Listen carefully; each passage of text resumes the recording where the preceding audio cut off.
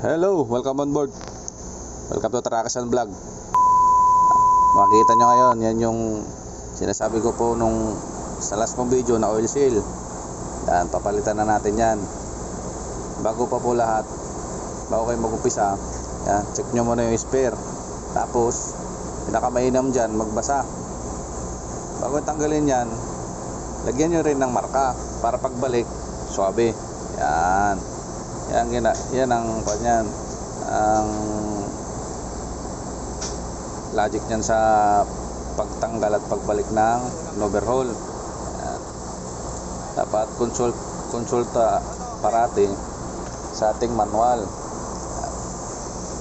Op. Pinupukpok ng konti yan para lalapat yan sa ilalim. Yan. Kasi yan,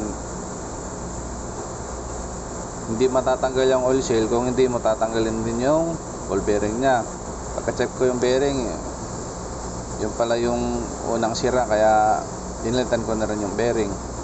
Yan. Pag na lumapat na yan maigi, sakto na yan mamaya. Yan. Pero yung ginamit dyan, tubo yan na maliit, pero makinis yan sa dulo nyan. Pero sabi ko nga kanina, kahoy na lang din ang kwan yan. Tulad yan, kahoy ngayon ang ginamit. Yan, mas mainam na rin yung kahoy.